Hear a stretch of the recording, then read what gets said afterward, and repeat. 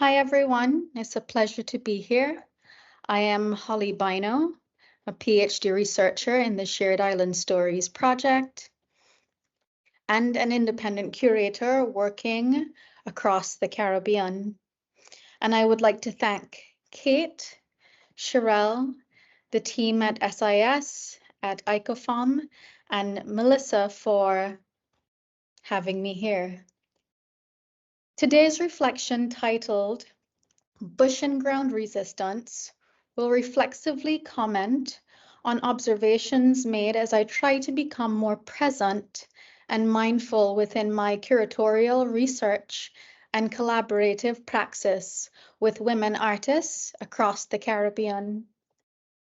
These visual representations have manifested through institutional and non-institutional projects and are held within the values of ecofeminism. In the wake of the ongoing climate catastrophe, Caribbean artists are engaging with the archive, storytelling, real and speculative ecologies, the spirit of the land, and multi-species relationships, which continue to provoke interconnection, unveiling aspects of aliveness and new considerations within the human and more than human biospheres. This presentation will briefly peer into the works of Guadeloupean artist Kelly Sinipa Mary and Bahamian artist Tamika Galanis, sharing their emergent strategies that expand resistance and memorial contemporary practices. The wider Caribbean region exists in cycles of canonical negation. The lines of time reveal the lasting nature of extractive practices, nefarious settler colonialism, disaster capitalism shrouded under the guise of citizenship by investment schemes, ongoing dispossession via land grab, and exhaustive tourism. These realities perpetuate the neoliberal trend of paradise and exoticism, flattening the region's ontology, reproduced by the endurance of the colonial project. Land speculation and bioprospecting have intensified over the last decades, impacting traditional knowledges and intergenerational exchange. These losses and challenges are lodged deep within the problematic conversations evolving around indigeneity, restitution, and reparations. Like many creatives across the region, Sinipa and Galanis take inspiration from literary giants like Glissant, Condé, Fanon, and Winter, whose work on anti-coloniality, humanness, and relationality suggests a widening of approaches to how one considers livingness, the human and more than human scapes of the multicultural region. They both interrogate if repair is possible without expressions of embodiment, which allows for the fracturing of the colonial episteme and its enduring psychosocial impacts. Their work lends tools to think about conjuring, strategies of liberation, and play. The region's violent plantation history and ongoing syncretism have allowed for the evolution of underground thought, radical approaches to transgression, and emergent feminist strategies which imbue life and livingness in the landscape, language, representation, and thought. And this outlook supports a divine connection to ecologies that promote healing, resistance, revolution, and reclamation of space, communities, and nature. To theorize the sensorial Caribbean aesthetic is to welcome a range of senses and various ways of being, moving beyond binaries and dualities, and exploring alternative perspectives.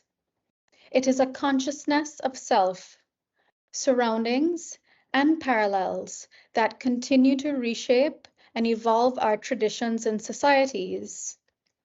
Sinipa and Galanis invest in contested histories and colonialities and how these have affected ancestral technologies, forced erasure and migrations, Blackness, womanhood, healing, and myth-making.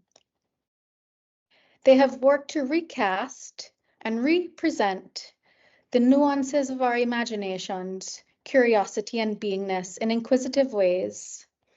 Elements of the sublime and supernatural orbit with each other, such as connections between motherlands, hinterlands, and offspring, which are nurtured in kinship and co-belong rather than exhausted and alienated.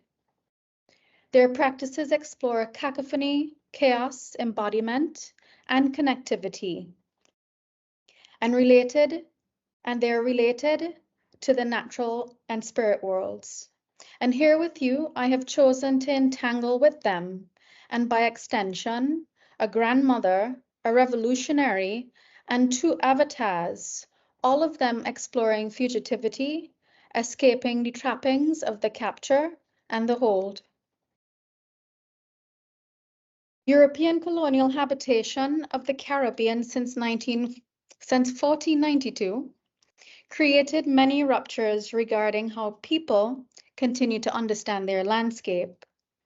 The genocide of indigenous peoples and the ongoing ecocide led to what French geographer Augustin Burke called the ecumene, a geographical and ontological rupture of the Earth's surface to humanity, making the Earth a human Earth and humanity an earthly humanity, creating a nature-culture fracture and imbuing a false hierarchy in the human species due to our quote-unquote intellect and ability to reproduce systems of capital and labor. This jailing of the body and mind into states of unnatural reproduction has shifted our relationship to time. Cycles have become linear, disrupting the circular, rationale trumping ethics and love. In the Plantationocene, we are living in a shifted cosmogony that no longer holds the living environment or the more than human world as sacred, composed of its many spirits and non-humans. And this fracture reinforces what Edouard Glissant called the uprooted sacred. Last June, Sourgrass, the curatorial experiment founded by Annalie Davis and I in 2020, wrapped up a 3-year partnership with Kunstinstituut Meli in Rotterdam, supporting the work of Kelly Sinipa Mary in an exhibition titled The Fables of Sambras. The image shared here is of Violette, Kelly's grandmother, which is abstracted and expanded from the typical family archive, where she assumes the position of matriarch, protector, and guardian of the space. In decolonial ecology, Malcolm Ferdinand's worldview is that colonized land is no longer a Mother Earth. It has become land without man, a motherless land. The transition of a land that revered a mother to a land that honors and continues to uphold the patriarch shifted the spirit of the land from an essence embedded with divine principles, the function of the womb becoming the function of the tomb. The tomb is what Black feminist scholar Saidiya Hartman refers to as the rhythm of slave-making, exploitation, and death. This shadow of death has long held dominion over the voices, bodies, and experiences of those left in the wake of the colonial project. And as a counter-movement to that, at the heart of Kelly's practice and storytelling, and at the heart of Violette and her spirit in this context, it is imbued with life, healing, and continues to extend the legacies of restorative matriarchal relationship with Mother Earth, which is umbilically grounded in Caribbean anti-colonial strategies and ecologies. And this is why I continue to be so captivated by this image. It offers a space for exaltation, a moment of quietude, in stark contrast to the forced fertilization of the land. Violette's gentle motions of turning the soil, of aerating, of moving, of breathing, could they not be seen as a metaphor for the potential restoration and healing of our bodies and the environment? Could they not inspire us to consider the exchange of elements and compounds in our bodies, and by extension, in roots and leaves and food, as a deeply intertwined and entangled remediation? Beneath Violette's feet is complex soil, fertile, but widely poisoned by the legacy of the plantation, and more recently, quote, an obsolete insecticide called chlordacone, which was used extensively across the French West Indies from the 1970s till 1993 to kill banana root borers, which is an economic pest.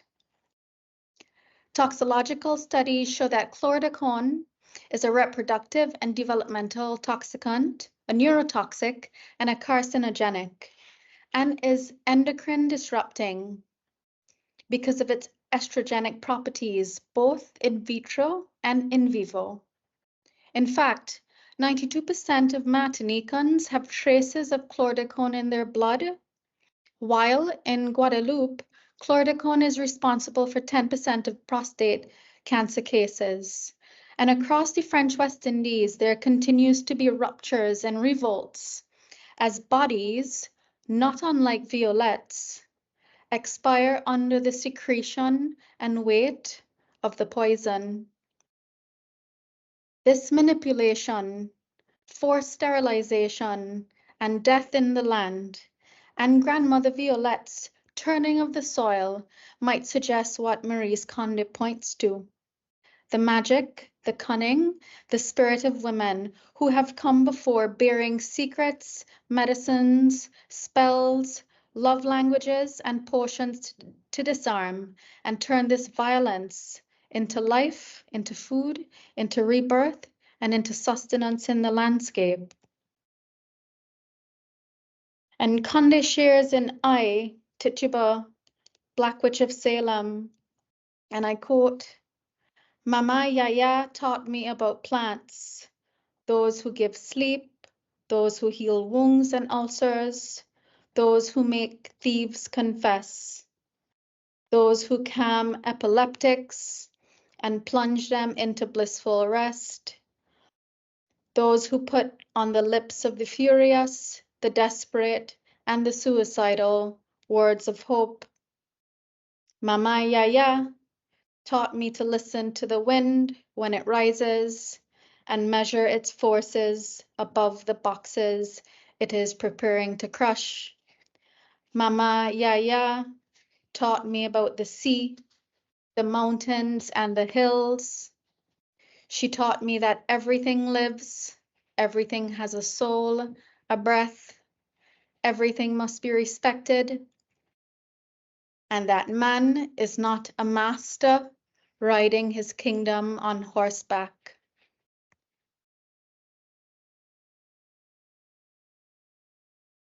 The sweet potato mound at the bottom right of this image gives an inkling of the resistance, conflict, and deep energy in this history.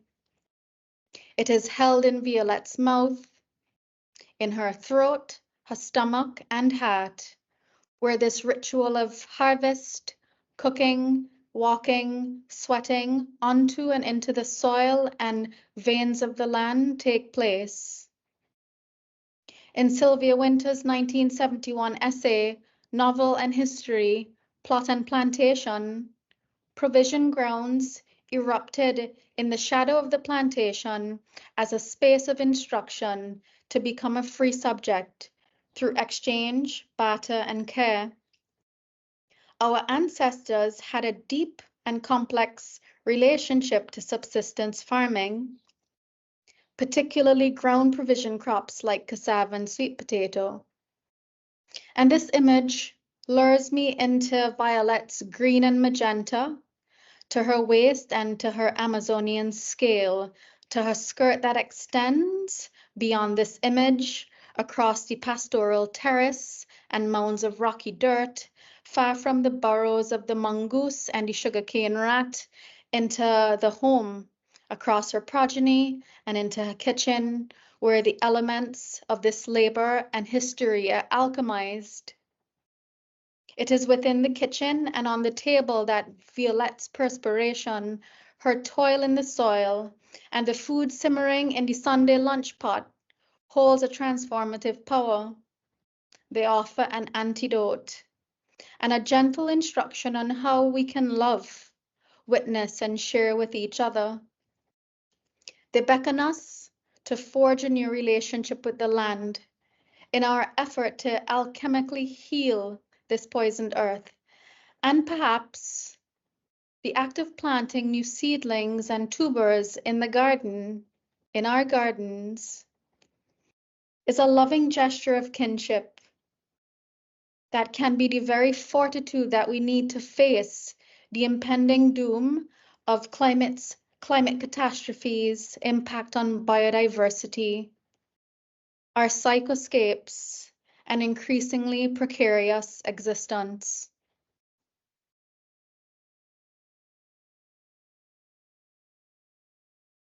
In 2018, I was introduced to the story of an enslaved woman named Charlotte by Bahamian contemporary artist and scholar Tamika Galanis.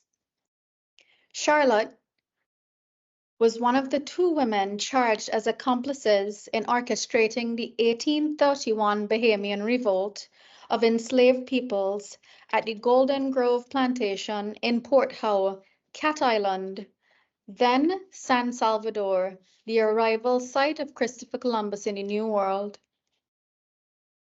A woman who has long lived in the shadow of Black Dick DeVoe, an enslaved man hung for coordinating the uprising. Cat Island is synonymous throughout the Bahamian archipelago with Obeah, an indigenous African spiritual practice. And the island, until today, holds on to its Africanisms, traditions, and customs, which is understandable given the more than 30 plantation ruins that litter its 389 square kilometers.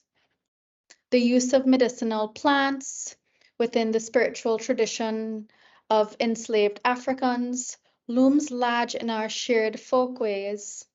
Plants can be medicinal or poisonous depending on whose hands they're in. And this image depicts Charlotte draped and wrapped in love vine. Love vine, or Cuscuta americana, is used as a cooling tea and a pain reliever, and there are numerous claims that it is a powerful aphrodisiac.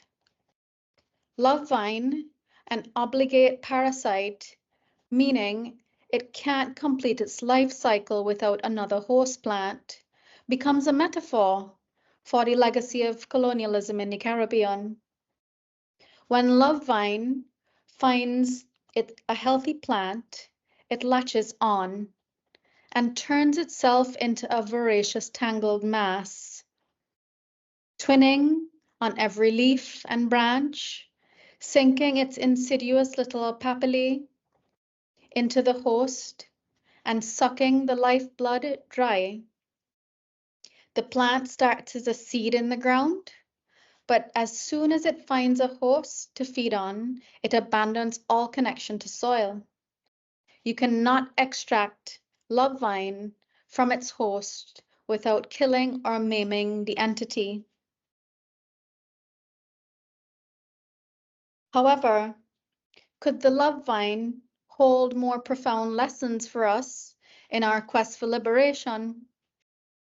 Could it teach us how to build resistance against the ongoing onslaught of extractive practices, a lesson that seems urgent now more than ever across the region? Can we perhaps glean new strategies of how to simultaneously hold healing and dual parasitic action, influencing how we infect neoliberalism? Can the love vine instruct us on how to be hospitable to our bodies while considering the nature of our dependencies? Obia is an indigenous African spiritual shamanic system that crossed the Black Atlantic, entering into the imagination of the enslaved and evolving to become a political and cultural tool of defiance. As Diana Patton examines in her work, and I quote, Obi allowed for the people of the Caribbean to push back against colonial rule and incited fear among the colonizers, unquote.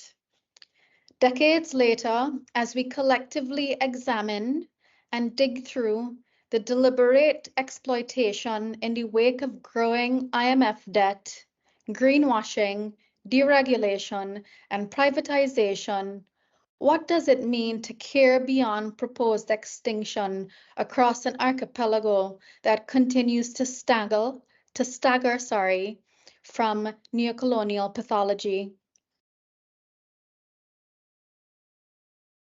In its mercurial vitality, Obeah provides us with ritualistic magic around the renegotiation of care. It offers tools for visualization and discipline to see beyond the remnants of empire, and helps us envision the damage of Western dominance and indoctrination. In the Healer series by Galanis, we see a woman dressed in all white, assuming different poses drawn from iconographic representations of Christ, like the crucifix and Christ the Redeemer. Littered with blue bottles, a nod to the Congolese tradition of capturing evil spirits in bottles at night so they can be banished in the sunlight. The color blue evokes entrapment, as it would trick the haunts, the unwanted spirits into thinking that they were flying into the sky. Eminent Bahamian historians, the late Dr. Gail Saunders and Chris Curry, cite cultural influences of the enslaved Africans who were forced to migrate with their enslavers during the American Revolutionary War. The Loyalists, which were American colonists loyal to the crown, moved to and fro the Bahamas through what is now known as the Gullah Geechee Cultural Heritage Corridor, which starts in North Carolina and goes down the southeast coast into Florida. The African diasporic influence in the Sea Islands and across the Bahamas, the dialect, the foodways, and the folkways is undeniable, as movement is evidenced and continues to influence Bahamian creative practice, with symbology showing up in the work of intuitives like Nettie Simonet, Lynn Sweeting, Letitia Pratt, and Galanis. And Galanis conjures this technology which opens access to the sacred feminine energies of Mother Earth, a tool through which we can heal generational traumas and speculate and act on futures that aren't beholden to the timeline of the now. The evolution of our culture and our artistic sensibilities suggests that there's a resurgence of the unearthing of stories around spirit and the indelible reclamation of obia, and at its core, the role of women in forging nurturing space to undo and remediate trauma. Under the capitalist patriarchal framework of Western dominance, the Great Mother and the women who have shaped our region through revolution, dreaming, building safe space, continue to fight for their voices and for their work to be valued. The emotional and mystical hinterlands they have excavated for decades is much softer because of their labor and sacrifice. Each medicinal field of wild botanicals, like the innocuous daisy and dandelion that litter the grounding of this image, every elixir, potion, and earthly concoction amalgamate and hybridize recipes from grandmothers before them. Despite lands being razed, partitioned, and controlled, the experience of the medicine lives on in blood memory. Tamika and Kelly and others are wielding that power to bring to life fugitive strategies that collapse time, exposing quantum potentials like time travel. Obia's essence continues to run through the ruins of the plantation in the form of granddaughters, medicine women, and cyborgs, infiltrating rogue and unbehaving technologies, building meshworks with new unexpected allies. Resistance stories continue to upwell like Violette, Charlotte, and the many unnamed ancestors who become avatars for our relationship with the hardness of history and the precarity of future joys. Our grandmothers kept stories, codices, and folklore alive. They kept tradition wet on their tongues and deep in their wounds. Can we, the creatives, the composters, the time travelers, the rebels, the liberators, and tricksters, can our subterfuge, our acts of resistance, and response abilities inspire new relationships to spirit, to the land, and to each other?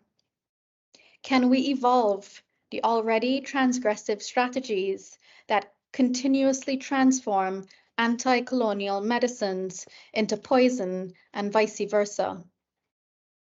Thank you.